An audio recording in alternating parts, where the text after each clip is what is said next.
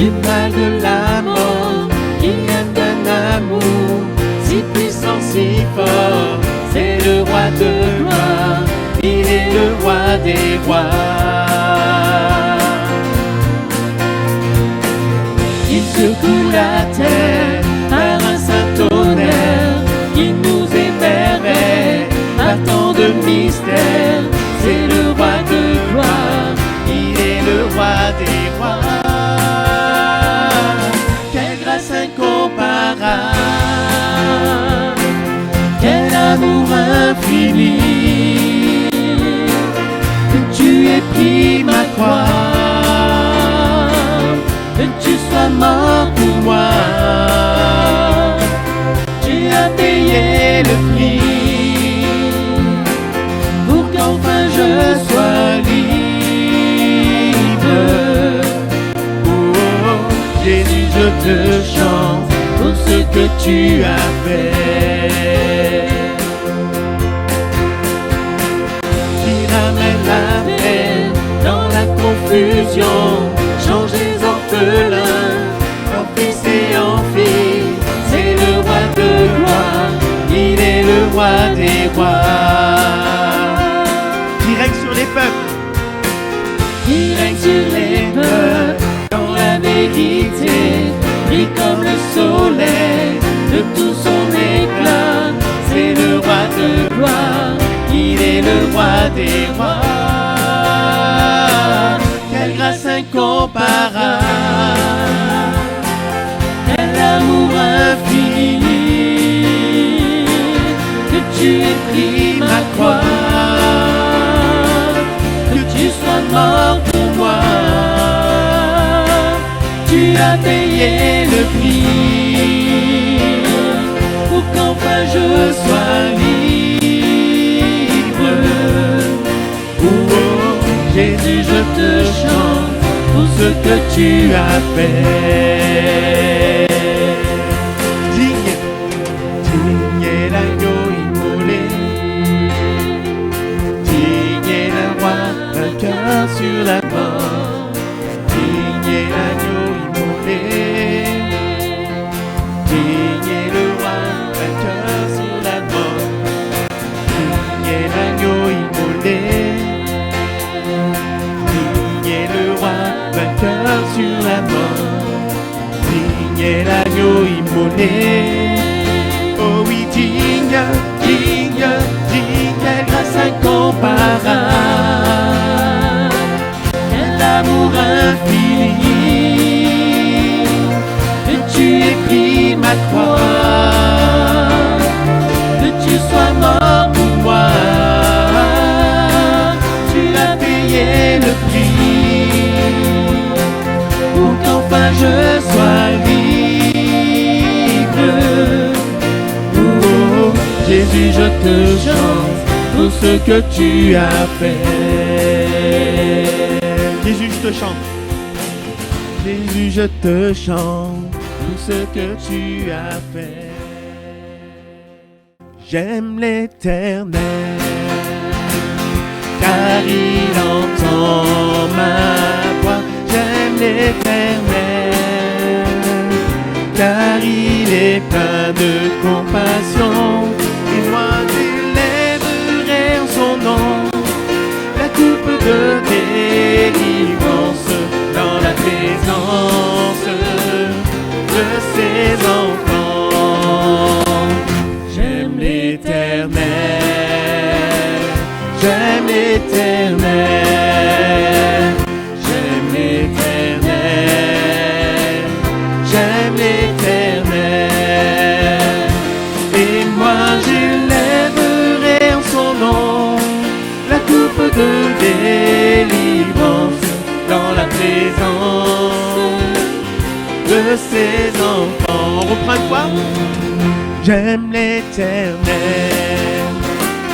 car il entend ma voix. J'aime l'Éternel, car il est plein de compassion.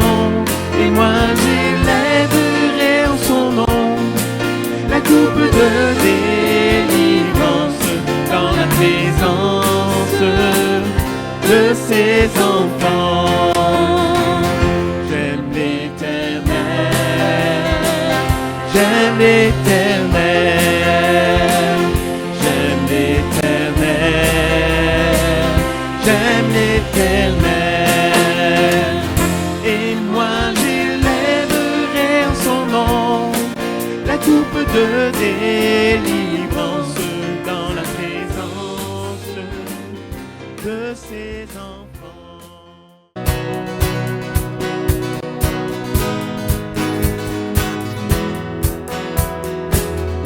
Miséricordieux, grâce incomparable, amour véritable, je t'exalte, tu es Yeshua, Dieu sauveur.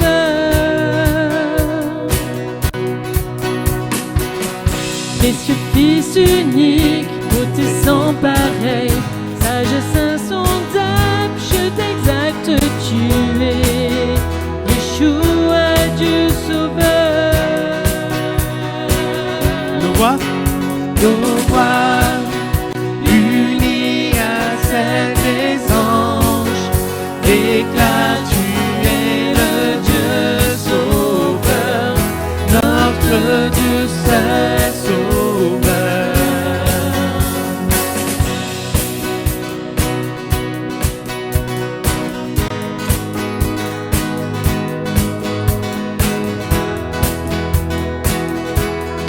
Toujours invaincu?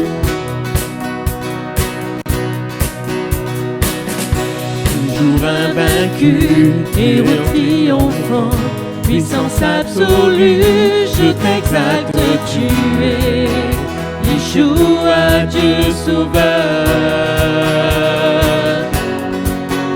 nos voix unies à celles des anges, déclarent tu es le Dieu sauveur, notre Dieu seul sauveur. Ton peuple uni à tous les anges, déclare tu es le Dieu sauveur, notre Dieu seul sauveur.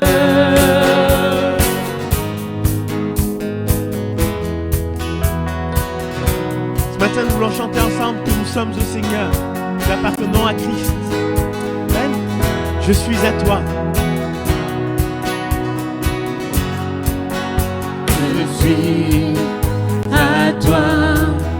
Mon cœur ne bat que si tu vis en moi. Je suis à toi.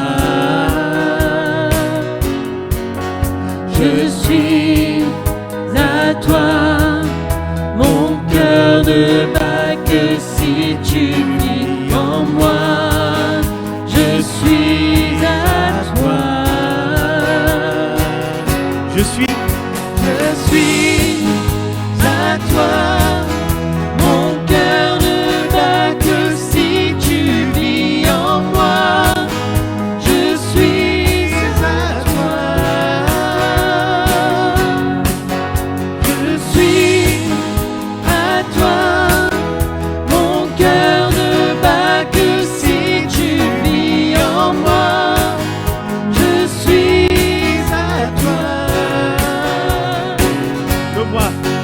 Nos voix unies à celles des anges, déclarent tu es le Dieu sauveur, notre Dieu seul sauveur.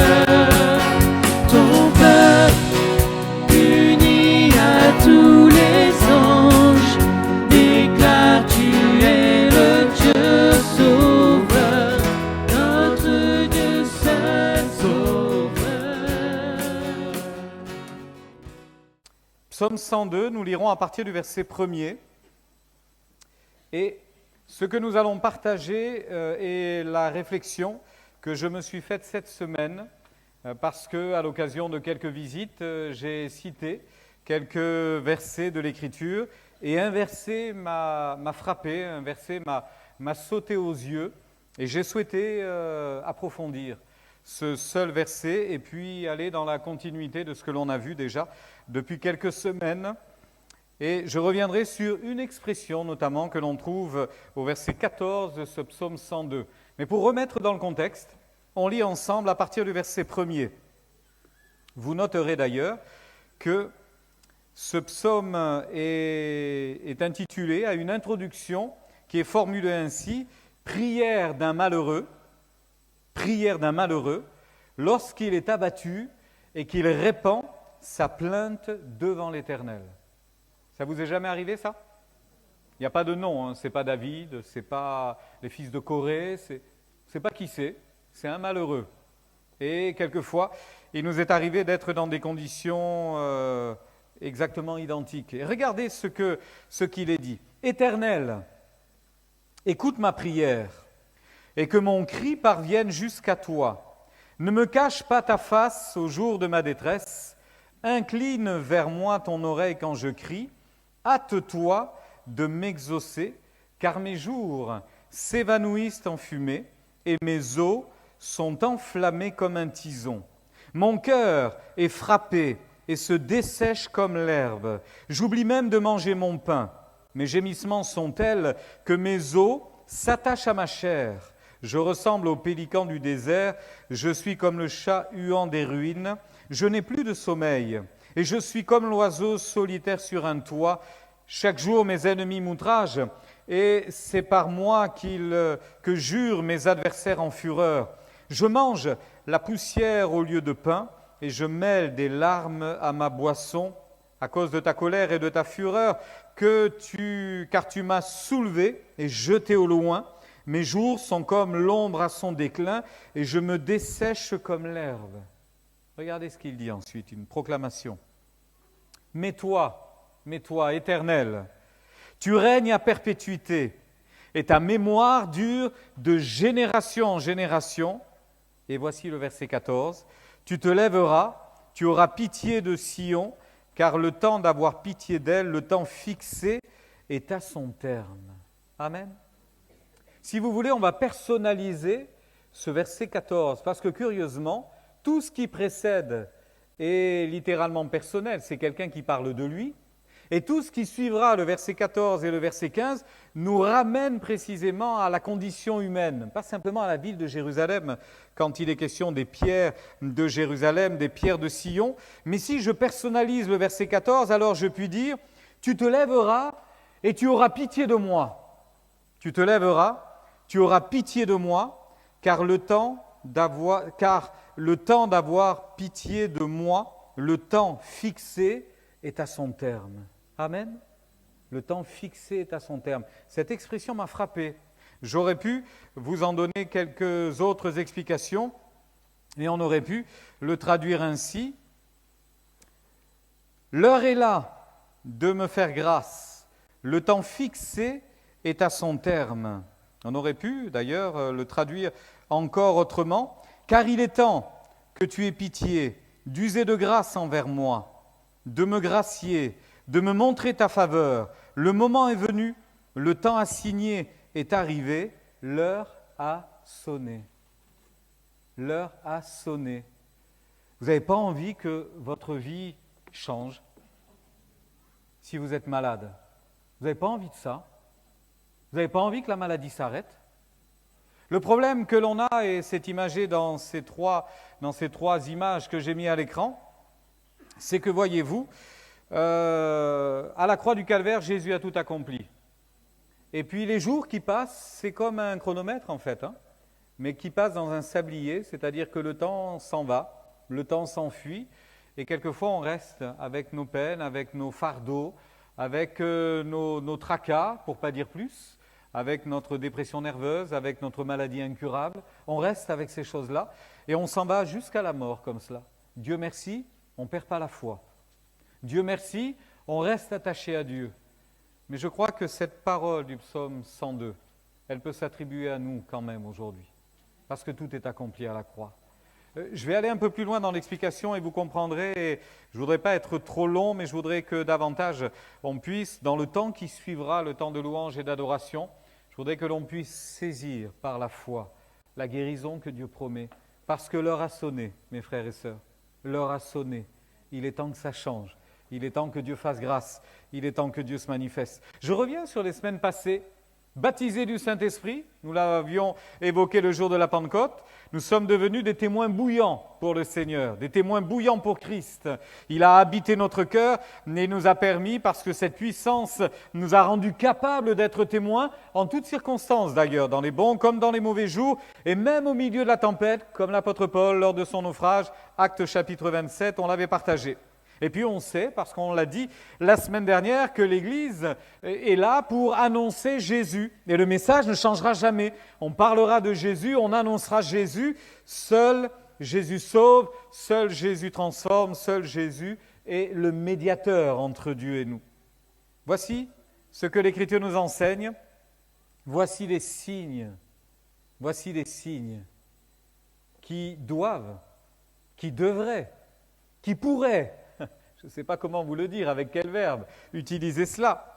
Mais voici les signes qui accompagneront le message. Matthieu chapitre 28. Voici les signes qui accompagneront ceux qui auront cru. En mon nom, chasseront les démons, ils parleront de nouvelles langues, s'ils boivent quelques breuvages mortels, il ne leur fera point de mal, ils saisiront des serpents, les malades seront guéris.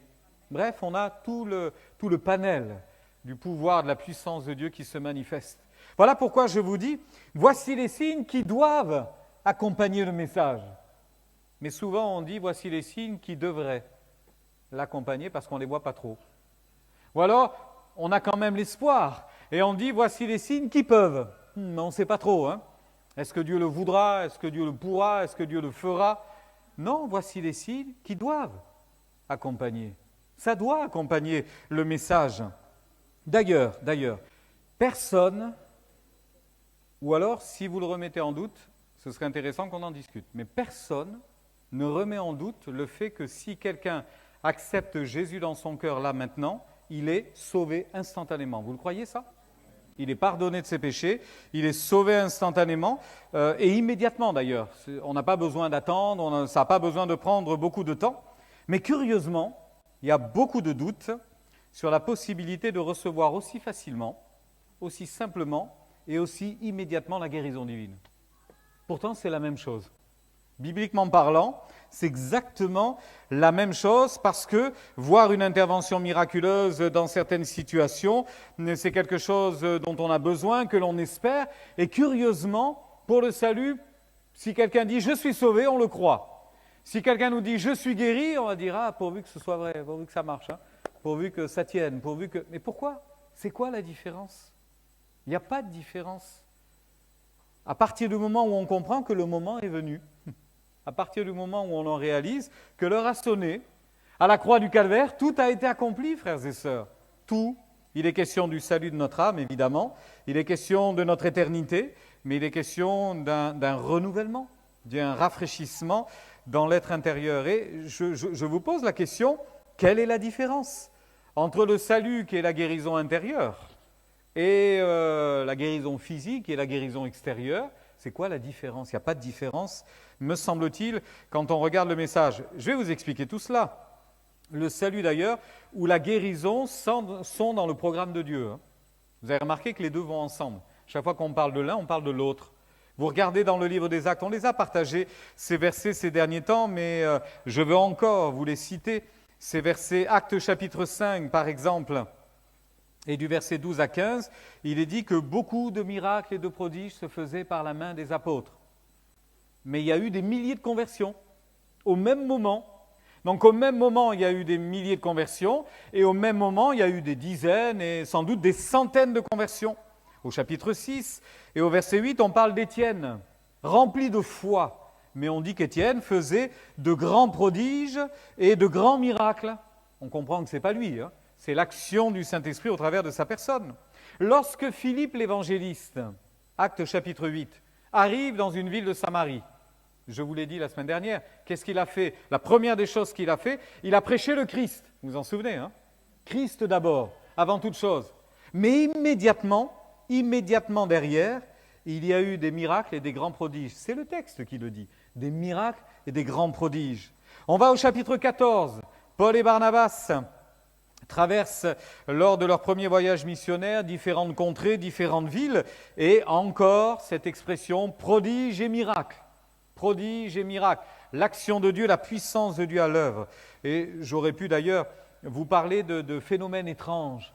Dans Actes, au chapitre 19 notamment, il nous est dit au verset 12 qu'à Éphèse, il y a eu des miracles extraordinaires.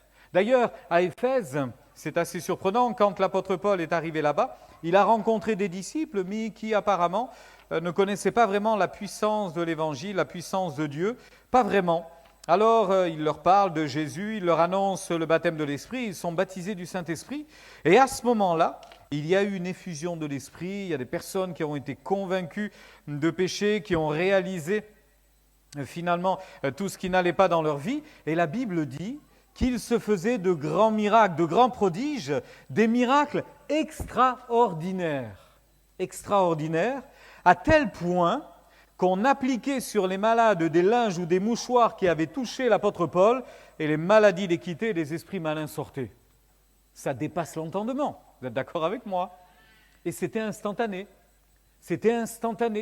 L'apôtre Pierre a vécu une chose similaire dans les rues de Jérusalem. À un moment donné, quand il marchait, il y avait tellement de malades qu'il suffisait que l'ombre avec le soleil, l'ombre de Pierre touche un corps malade, et le corps malade était soudainement guéri miraculeusement.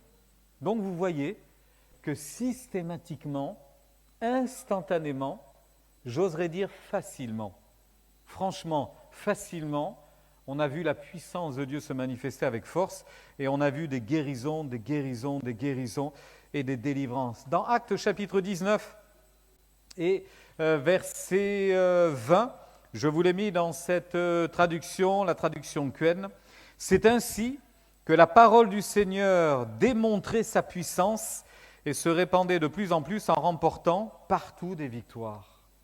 Frères et sœurs, il est temps, l'heure est venue, le moment est venu. Vous avez vu le malheureux qui crie à l'Éternel en disant « J'en peux plus, je suis fatigué, j'arrive même plus à dormir, ça m'a coupé l'appétit, je me dessèche au-dedans de moi. » Et la maladie produit ses effets. La dépression nerveuse produit ses effets, les maladies incurables, ce qu'on n'est pas capable d'ailleurs de déterminer. Quelquefois, on est dans le flou, on essaie de trouver l'origine d'un mal, d'une souffrance physique ou intérieure, et on ne trouve pas. Alors on passe des examens, mais quelquefois on est fatigué de tout cela. On a l'impression qu'on est en train de mourir intérieurement. Et puis voici ce que cet homme dit. « Je crois que l'heure est venue parce que tu es le Dieu de la miséricorde. Je crois que c'est maintenant. Je crois que l'heure a sonné. Et si l'heure n'a pas sonné, je vais faire sonner la cloche. Il faut que l'heure sonne. Il faut qu'il se passe quelque chose. Parce que c'est dans le programme. C'est dans le programme. C'est dans le programme de Dieu. On voit bien la relation entre la prédication et les miracles. Il s'agit juste d'ailleurs d'une démonstration d'autorité et une démonstration d'authenticité de la part de Dieu. Alors, on va essayer de répondre à deux questions. La première question, c'est pourquoi Dieu ferait des miracles encore aujourd'hui? Pourquoi Dieu ferait des miracles encore aujourd'hui? Je n'ai pas trouvé mieux comme réponse que de vous poser la question qui suit. Et pourquoi pas? Franchement, pourquoi pas? Pourquoi pas? Pourquoi est-ce qu'il ne le ferait pas? Alors, je ne vais pas juste me contenter de ça. Je vais essayer d'aller un petit peu plus loin. Mais quand je lis l'Écriture, pour moi, il n'y a pas d'argument opposable à la guérison divine. Il n'y en a pas. Bibliquement, j'en trouve pas quand on voit dans le livre des Actes et quand on voit dans des instructions des lettres de l'apôtre Paul, de l'apôtre Pierre, de Jacques et même de Jean. On ne voit pas d'arguments qui vont dans l'autre sens. C'est terminé, le temps des miracles c'est fini, c'était pour avant, c'était pour le réveil de l'Église, c'était pour que les gens découvrent Christ. Maintenant, sur la planète entière, on connaît plus ou moins le nom de Jésus, donc c'est plus la peine. Mais ça n'a pas de sens. Parce qu'il vaut mieux être un chrétien en bonne santé, on sera beaucoup plus efficace, sans aucun doute, ou en tous les cas, dans une grande mesure, certainement, plutôt que rester un chrétien malade et fatigué constamment, vous ne croyez pas? Quand le dimanche matin, vous n'arrivez pas à vous lever, ça ne vous concerne pas puisque vous êtes là. Et peut-être que d'autres qui écoutent ce message ne sont pas venus, n'ont pas pu venir. Finalement, quand le dimanche matin, le samedi, on s'est couché en disant « Chouette, demain c'est le culte, on va louer Dieu ensemble, on va bénir Dieu, ça va être extraordinaire. » Et le dimanche matin, vous n'arrivez pas à sortir de votre lit. Vous croyez que Dieu se réjouit de ça? Et vous vous réjouissez de ça? Ben non.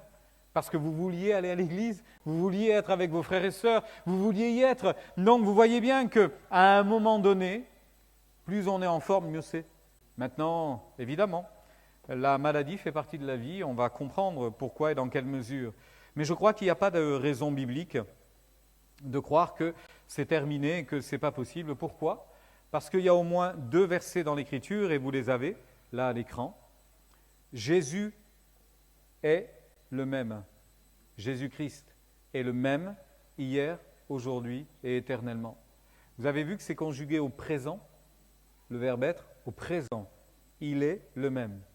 Donc ça veut dire que ce qui se passait hier, ça peut se passer aujourd'hui et ça se passera encore demain. Et le deuxième verset, je le prends dans l'évangile de Jean, au chapitre 14, Jésus est le chemin, la vérité et la vie. Quand on parle du chemin, on n'a pas de doute puisqu'on s'est converti, on a entendu la voix de Dieu, on a cru que c'était la vérité et on a suivi le chemin. Mais quand on parle de vie, le chemin, la vérité, la vie, on parle de la vie éternelle. Mais vous ne croyez pas qu'on parle de la vie de maintenant aussi? De la vie d'ici-bas? Parce que ce mot qui est utilisé pour parler de la vie, c'est le mot zoé en grec. Et ce mot-là, ça peut donner comme définition, c'est un état de celui qui possède de la vitalité. État de celui qui possède de la vitalité.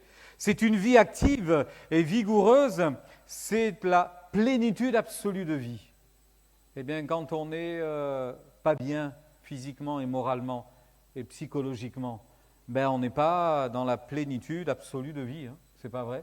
Et puis on n'est même pas dans l'état de celui qui possède de la vitalité, c'est pas vrai, notre vie n'est pas active. Donc vous voyez, il est la vie. Et il est la vie aujourd'hui encore. Voilà pourquoi il peut guérir encore aujourd'hui. Les effets quand même du sacrifice de Jésus, la croix que vous avez là. Vous avez remarqué qu'entre la première diapo et les diapos qui vont suivre, j'ai mis le sablier à l'horizontale. Hein.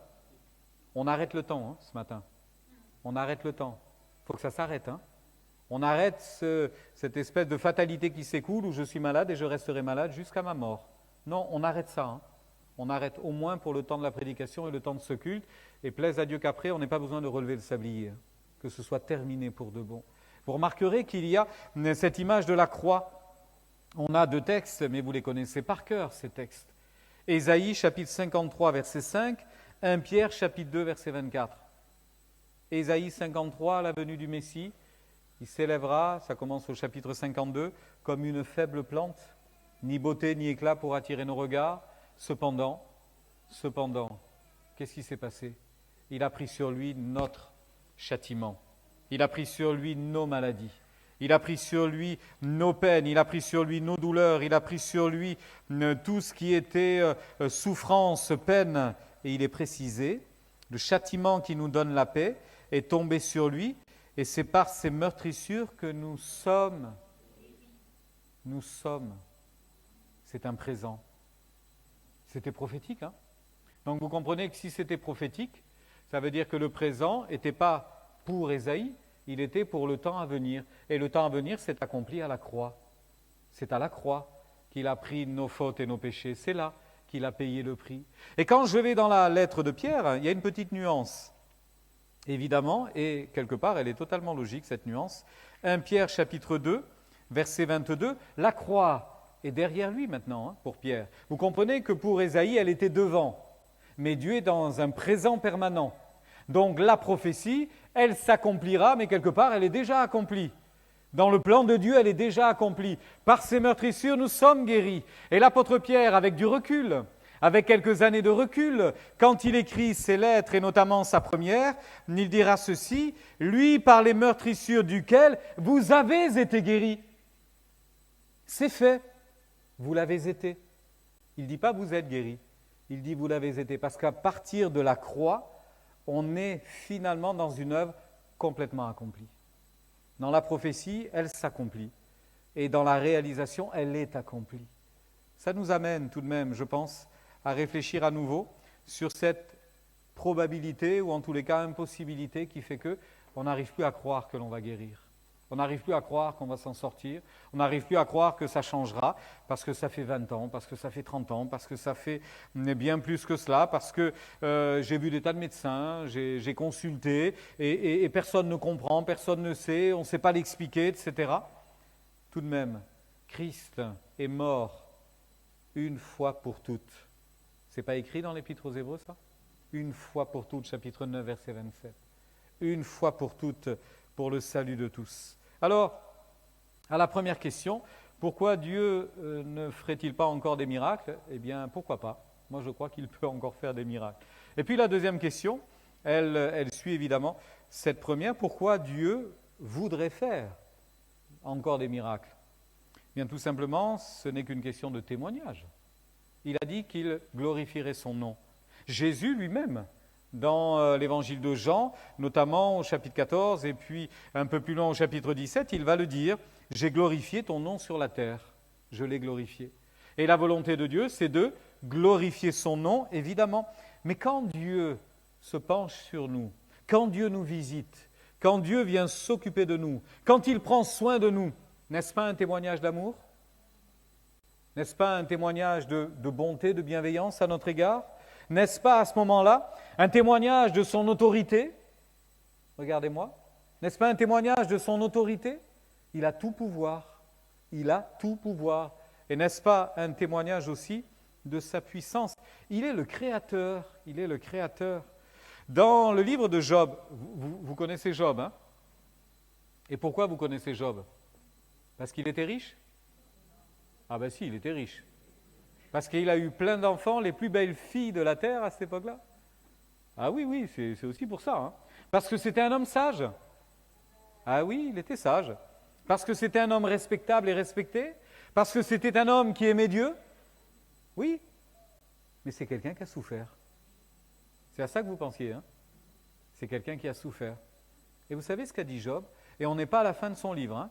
Il y a 42 chapitres, on est au chapitre 10. Il est au fond du trou, complètement. Il a tout perdu, il a perdu ses biens, il a perdu sa famille. En grande partie, tous ses enfants sont morts de façon violente. Et finalement, on comprend qu'il a été un enjeu entre Satan et Dieu. Et Satan a défié Dieu en disant il n'y a personne sur la terre qui te serve sans intérêt. Ceux qui te servent le font parce qu'ils sont intéressés. Et on va cibler Job. Et Dieu va permettre à Job de tenir bon face à l'adversité et de glorifier son nom. Sauf qu'à un moment donné, Job, il n'en peut plus. Hein. Et avant que la deuxième épreuve n'arrive, on voit Dieu qui s'adresse à Satan en disant « Tu m'excites à le perdre sans motif, tu m'incites contre lui à l'engloutir gratuitement. » On voit les projets du diable qui sont malveillants, destructeurs. Il ne pense qu'à ça. Il n'aura jamais un bon sentiment, jamais une bonne intention pour vous, jamais, jamais, jamais. Et Dieu, voyant l'acharnement de Satan, du diable contre Job, va lui dire, mais tu m'excites, tu voudrais à tout prix que je le détruise, mais je ne veux pas le détruire. Je ne le détruirai pas. Et ta main s'arrêtera à un certain moment. Et voici la réflexion de Job face à cela. Il s'adresse à Dieu, et c'est comme si c'était une question qui mérite une réponse. Tes mains m'ont formé. Vous savez que vous avez été créés par Dieu. Hein. On a tous été créés par Dieu. Hein. Tes mains m'ont formé, elles m'ont créé, elles m'ont fait tout entier. Du haut de la tête jusqu'à la plante des pieds. Extérieur, intérieur. Tout entier. Je répète. Tes mains m'ont formé et elles m'ont créé, elles m'ont fait tout entier. Et là, dans vos Bibles, vous avez 3 points de suspension. Est-ce qu'il a réfléchi? Est-ce qu'il a soupiré? Est-ce qu'après avoir dit ça, il a fait un grand de lassitude parce qu'il est accablé? Et voici sa réflexion qu'il n'arrive pas. Il n'a pas de réponse à cela. Et pour lui, c'est tellement pas possible qu'il dit ceci, et tu me détruirais? Tu me détruirais? Tu m'as créé, tu m'as formé, tu m'as fait tout entier. Je suis en train d'être détruit, je suis en train de mourir et je n'arrive pas à me faire à l'idée que c'est toi qui veux me détruire. Ce n'est pas possible. Je crois qu'il avait raison, hein. Vous ne croyez pas? Moi, je crois qu'il avait raison. Quand on est accablé, fatigué, harassé de peine et de douleur, alors si vous avez besoin de crier, criez à Dieu. Et dites-lui, Seigneur, je ne comprends pas, tu veux me détruire? Tu veux me détruire? Tu veux m'enlever la vie? Tu veux m'enlever la santé? Tu veux me faire disparaître? Quel est l'intérêt? Quel est le but? Quelquefois, nos épreuves nous ont permis de rectifier la ligne. Il faut le reconnaître. Parce qu'à un moment donné, quand tout va très bien, on a tendance à l'oublier. Ouais. On perd un petit peu de vue ce que signifie marcher avec Dieu. Et on glisse, et on glisse, et on glisse. Alors Dieu nous interpelle. Il frappe à la porte de notre cœur. Ça peut être une épreuve, ça peut être une difficulté. Et on se ressaisit. Et on dit, oulala, jamais, jamais, jamais je ne voudrais abandonner les voies de Dieu. Mais en d'autres temps, quand comme Job, on reste fidèlement attaché à Dieu, on a besoin de savoir que si Satan veut tout détruire dans la création de Dieu, Dieu reste maître de sa création. Et Dieu vous tient dans sa main. C'est lui le maître. Il vous a fait tout entier. J'aime bien cette expression. Hein? Certains, on a l'impression qu'il en manque un peu quelque part. Hein? Tout ne va pas bien. Eh bien, Dieu nous a fait tout entier. Il peut régénérer. C'est le Créateur. C'est le Créateur. J'ai tendance à dire, et sans doute vous souvenez-vous de cette expression, Dieu nous a créés et il a les pièces de rechange. Hein. Et ce n'est pas de l'occasion, hein. C'est du neuf. Et il n'y a pas de pénurie là-haut. Il n'y a pas de pénurie au ciel. Il peut réparer, peut changer, peut transformer. Il peut le faire. C'est sa volonté. Témoignage d'amour, d'autorité, de puissance. Finalement, Satan veut tout détruire. De la création de Dieu, l'homme qui a été créé, la terre même, on voit tout ce qui se passe sur la terre, et même la vision et le projet de Dieu. Revenez à l'origine, Genèse chapitre 1. Dieu créa les cieux et la terre. La terre était informe et vide, tohu bohu. La terre était informe et vide. Il n'y a rien qui fonctionnait, rien. Et puis, on imagine à ce moment-là, certains exégètes verront là la manifestation de Satan déjà, qui a été précipité du ciel et qui est descendu sur la terre animé d'une grande colère. Il a commencé à détruire. Et puis il y a eu la création. Il y a eu la création de l'homme. Vous avez vu que quand Dieu a créé le ciel, le sec, les océans, les luminaires, c'est-à-dire le soleil, les étoiles, etc., à chaque fois qu'une période s'achève, un jour, ce fut le premier jour, le deuxième jour, le troisième jour, vous avez compris que ce n'est pas des journées de 24 heures, ce sont des périodes. À chaque fois qu'on arrive à la fin d'une de ces périodes, Dieu dit « c'est bon, c'est bon, c'est bon ». Et le sixième jour à la création de l'homme, c'est très bon. En fait, on arrive au bout de la course et toute la création est magnifique. Toute la création est magnifique. Eh bien, le diable n'a de cesse de détruire ce qui était le projet de Dieu à l'origine, la vision de Dieu à l'origine. Mais je vous rassure, c'est Dieu qui triomphe. C'est Dieu qui triomphe. Je vais un peu plus loin en rappelant les miracles qui ont déjà été accomplis par l'œuvre de Christ à la croix. Vous avez plusieurs textes qui rendent témoignage de cela, parce que la volonté de Dieu, c'est que la terre soit habitée, qu'elle soit affermie. Ésaïe 45 nous le dit, et même dans le livre de Jérémie, il est même dit que la terre est à Dieu, c'est lui qui l'a créée, il en fait ce qu'il veut. Vous entendez? C'est Dieu qui fait ce qu'il veut de la terre, ce n'est pas le diable. C'est Dieu qui fait ce qu'il veut de sa création et de la terre, et il va montrer sa gloire, il va montrer sa force, il va montrer sa puissance, et quelque part il veut nous ramener l'homme, nous ramener nous, chacun d'entre nous, vers le bonheur, la paix et l'avenir. Quand on est malade depuis trop longtemps, on ne voit plus d'avenir. On ne voit plus d'avenir, c'est terminé, c'est bouché, on n'y croit plus. On finit par se dire, c'est terminé, on est découragé, on est en dépression, on est déprimé, on n'imagine pas que ça puisse changer. Dieu a un avenir pour chacun d'entre vous, frères et sœurs. Quel que soit votre âge, que vous ayez 99 ans et demi, Dieu a un avenir pour vous. Je ne sais pas lequel, mais Dieu en a un. Que vous ayez 15 ans, 40 ans, 70 ans, que vous soyez malade, qu'on vous ait condamné, dans 3 mois vous êtes mort, le cancer est fulgurant, Dieu a un avenir, il peut guérir. Il veut guérir, il est capable de le faire. Tout est entre les mains de Dieu. Alors, je m'aperçois que, et vous avez tout à l'écran, je l'ai résumé ainsi, le prince de ce monde sera jeté dehors, disait Jésus dans l'évangile de Jean au chapitre 12. Le prince de ce monde est jugé et il est jeté dehors. Dans la lettre aux Éphésiens au chapitre 2, il est dit que par la croix, Christ a effacé l'inimitié, a effacé la guerre qu'il y avait entre nous et Dieu par la croix, parce que nous avons été réconciliés par Christ, par sa mort à la croix. Troisièmement, dans la lettre de Paul, deuxième lettre de Paul à Timothée au chapitre 1er et au verset 10, il est dit que Dieu a mis en évidence que la mort avait été détruite et il a mis en évidence la vie et l'immortalité. La mort est détruite, la mort que Satan voulait infliger à l'homme est détruite au profit de la vie éternelle, l'immortalité. Nous sommes passés de la mort à la vie, frères et sœurs. Vous le savez ? Nous sommes passés de la mort à la vie. Nous étions morts, nous sommes vivants aujourd'hui. Et puis dans la première épître de Jean, au chapitre 3 et au verset 8, il est dit que Jésus a détruit les œuvres du diable. Vous le croyez cela ? Jésus a détruit, Jésus a paru afin de détruire les œuvres du diable. Dans l'Apocalypse, et comme ça au moins, on fait le tour de la question, le sort de la mort, des dominations, des autorités, tout ce qui est démoniaque, des puissances célestes, spirituelles, tout cela a été scellé également le sort de Satan. Vous avez dans l'Apocalypse au chapitre 20 et au verset 9, il est dit ceci, « Ils montèrent sur la surface de la terre et ils investirent le camp des saints et la ville bien-aimée, mais un feu descendit du ciel, les dévora, et le diable, qui les séduisait, fut jeté dans l'étang de feu de soufre, où sont la bête et le faux prophète, et ils seront tourmentés jour et nuit au siècle des siècles. » Le sort est scellé. L'histoire est entendue. Il n'y aura pas à nouveau quelque chose qui pourra inquiéter l'enfant de Dieu. C'est terminé. À la croix, le plan s'est déroulé. Et à la croix, tout a été accompli. Alors il y a des miracles qui ont été accomplis, puis il y a des victoires à remporter.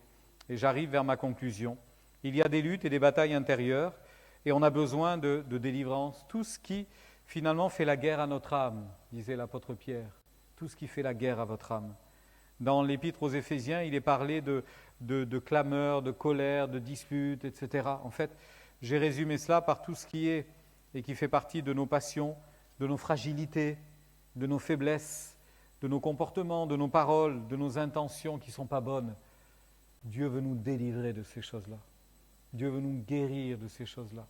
Dieu veut nous guérir de ces mauvaises attitudes. Et puis il y a, évidemment, au-delà des maladies intérieures, des luttes intérieures, il y a les maladies extérieures, les maladies physiques. Et contre cela aussi, Dieu peut intervenir.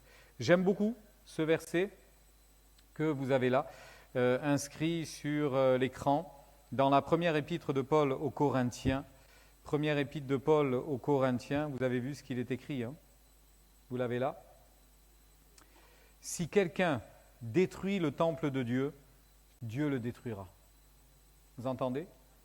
Si quelqu'un détruit le temple de Dieu, Dieu le détruira. Savez-vous que vous êtes le temple du Saint-Esprit ? Et que son esprit habite en vous ? C'est l'apôtre Paul qui explique cela. Hein. Sommes devenus le temple du Saint-Esprit, et il est dit, car le temple de Dieu est saint, et c'est ce que vous êtes.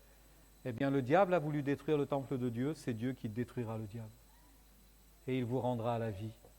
C'est une promesse, c'est une vérité de l'Écriture, et c'est quelque chose que l'on peut accepter et que l'on peut saisir. Alors, je conclurai tout simplement avec ce texte que l'on trouve dans notamment un psaume, le psaume 115, du verset 12 au verset 15. L'Éternel se souvient de nous. Il bénira, je résume, il bénira les petits et les grands. Il vous multipliera ses faveurs. Soyez bénis de l'Éternel. Ce ne sont pas les morts qui célèbrent l'Éternel, mais nous bénirons l'Éternel dès maintenant et à jamais. Amen. Frères et sœurs, est-ce que vous vous considérez vivants ou morts ce matin ? Parce que ce ne sont pas les morts qui louent l'Éternel, ce sont les vivants. C'est ce qu'il est dit là dans un autre passage d'Ésaïe. Il est rapporté exactement la même chose. Ce n'est pas la mort qui te célèbre. Ceux qui descendent dans la fosse n'espèrent plus en ta fidélité. Le vivant, c'est celui-là qui te loue, comme moi aujourd'hui, disait Ésaïe. Amen. Alors évidemment, on peut être mort intérieurement, parce qu'on ne croit plus à la guérison. Mes frères et sœurs, l'heure a sonné. Vous le croyez? Dites Amen à ça, l'heure a sonné. Amen. Le moment est venu. C'est le temps de Dieu. C'est maintenant. Et si vous dites que ce n'est pas possible, alors ne le dites à personne d'autre et tant pis pour vous. Ne propagez pas ce temps d'incrédulité, parce que la volonté de Dieu, c'est de guérir. Ça va avec le message, c'est une certitude. Alors que Jésus sort de la ville de Jérusalem, après y être entré la veille, il s'était approché d'un figuier, il avait faim, il avait voulu manger quelques fruits, il n'en avait pas trouvé, il avait maudit l'arbre. Et le lendemain, quand il repasse par là, les disciples sont tout étonnés. Et ils disent à Jésus, regarde, le figuier que tu as maudit a séché. Ça les a séchés, hein. Eux aussi. Hein. Ils ont été surpris. Hein. Ils ont dit, mais c'est pas possible quand même. Comment est-ce possible? Quelle leçon Jésus va-t-il leur enseigner? Si vous aviez de la foi, comme un grain de sénévé, vous diriez à cette montagne, ôte-toi de là et jette-toi dans la mer, et elle le ferait. Et puis, en allant plus loin, dans l'explication, il va leur dire ceci, ayez foi en Dieu. Ayez foi en Dieu. Et je conclus en vous disant cela, frères et sœurs, ayez foi en Dieu ce matin. Ayez foi en l'œuvre accomplie à la croix. Ayez foi en cette œuvre extraordinaire qu'il a accomplie. Il a tout accompli. S'il ne doute point en son cœur, mais croit que ce qu'il dit arrive, il le verra s'accomplir. C'est pourquoi je vous dis tout ce que vous demanderez en priant. Croyez que vous l'avez reçu et vous le verrez s'accomplir. Amen. Frères et sœurs, ce matin, pendant qu'on va entrer dans un temps de louange maintenant, je crois que Dieu siège au milieu des louanges de son peuple, n'est-ce pas? Dieu siège au milieu des louanges de ses enfants.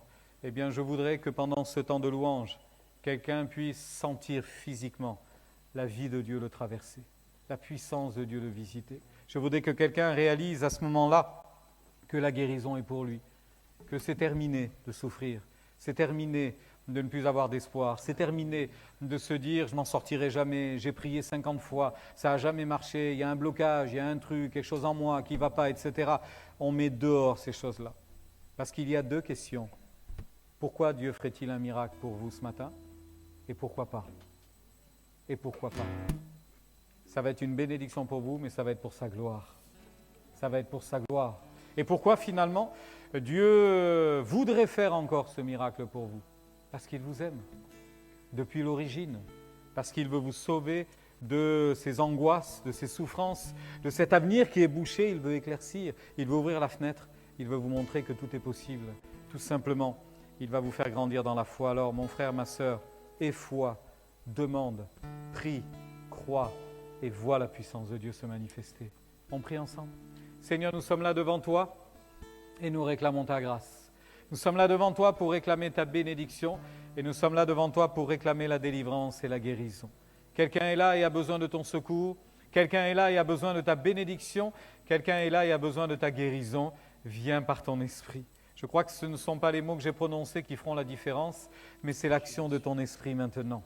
Ce n'est pas la manière dont je l'ai dit qui changera quelque chose, mais c'est la manière dont l'Esprit Saint parlera au cœur de mon frère et de ma sœur maintenant. Et puis je veux étendre ma requête et te dire, Seigneur, il y a à la maison des frères et sœurs qui ont laissé leur bien-aimé.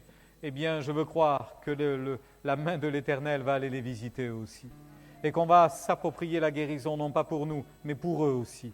Et tu vas aller les visiter. Pendant ce temps de culte, tu vas les bénir et tu vas les relever. On compte sur sa grâce, on sait qu'il est puissant. Est-ce qu'on peut se lever ensemble maintenant, tous ensemble? Et on va s'approcher de lui, l'invoquer, lui apporter la louange qui lui revient et l'adoration de nos cœurs et on va le laisser faire.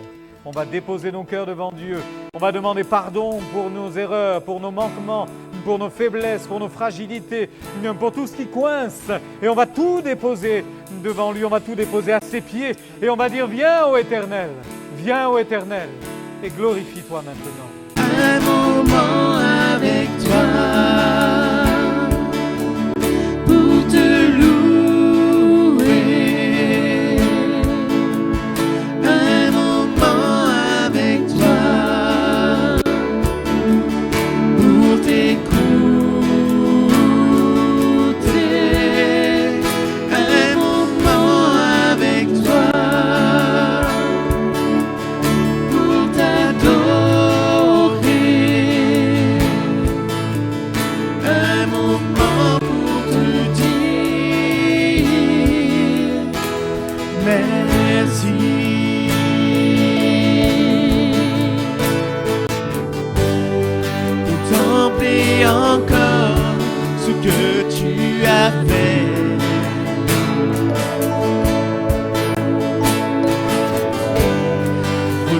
observer au loin dans l'immensité.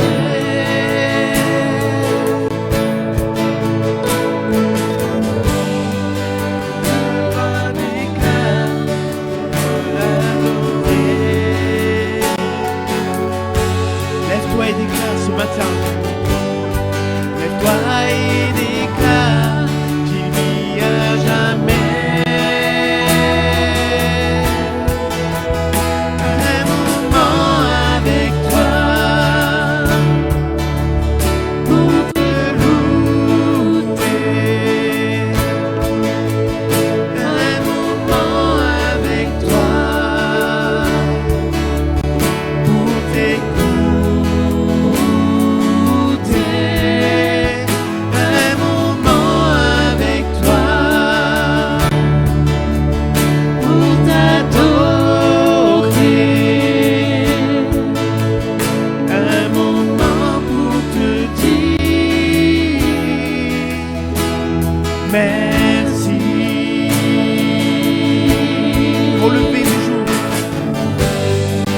lever du jour, quand je me réveille.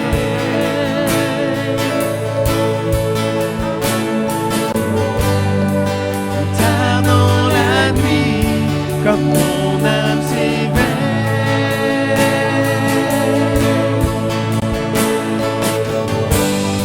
Perdu au milieu de monts et merveilles.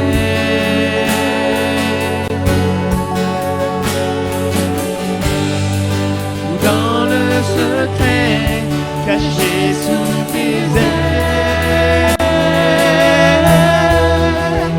Un moment avec toi pour te louer. Un moment avec toi pour t'écouter. Un moment avec toi pour t'adorer. Un moment pour te dire merci. Dernière fois, un moment avec toi. Un moment avec toi pour te louer. Un moment avec toi pour t'écouter. Un moment avec toi pour t'adorer. Un moment pour te dire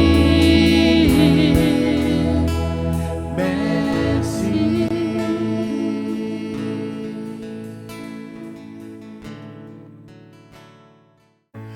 Les cieux proclament la gloire du ressuscité. Rien n'est égal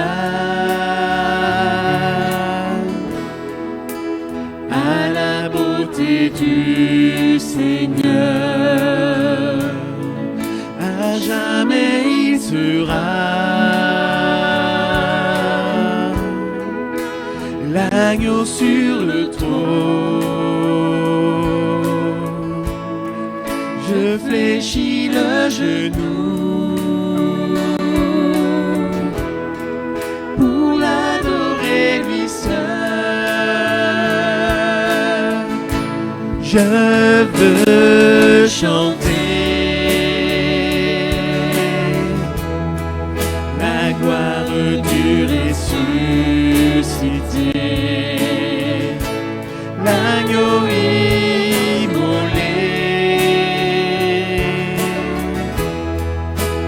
nous a rachetés pour Dieu. À jamais tu seras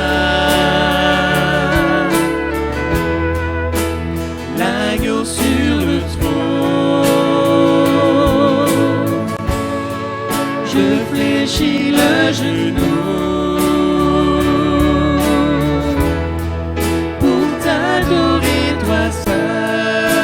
Je veux chanter. Je veux chanter la gloire du ressuscité, l'agneau immolé nous a rachetés pour Dieu. À jamais tu seras l'agneau sur le trône. Je fléchis le genou pour t'adorer toi seul.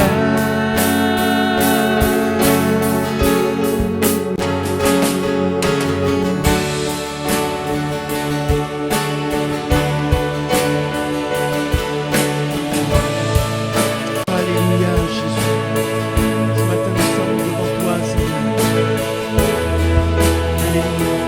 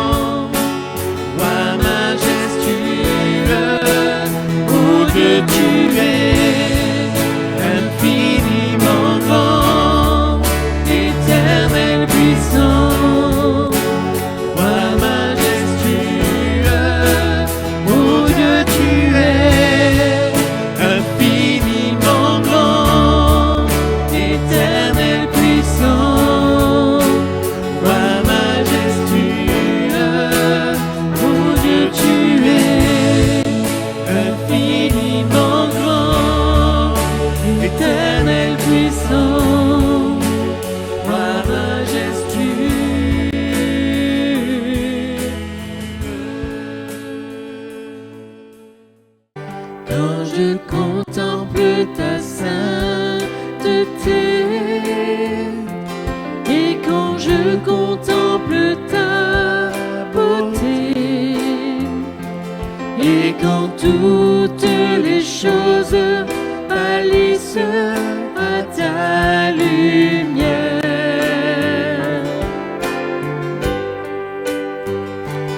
quand j'ai trouvé la joie près de ton cœur, quand je m'enveloppe de ton amour et quand toutes les choses pâlissent à ta lumière, oh je t'adore, oui je t'adore.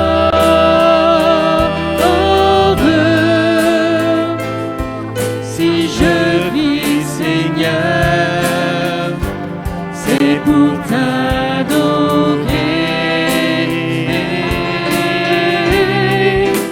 Oh je t'adore, oui je t'adore.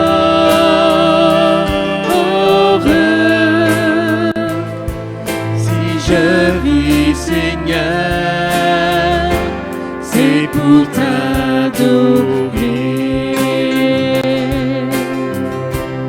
Quand je contemple, Quand quand je contemple ta sainteté,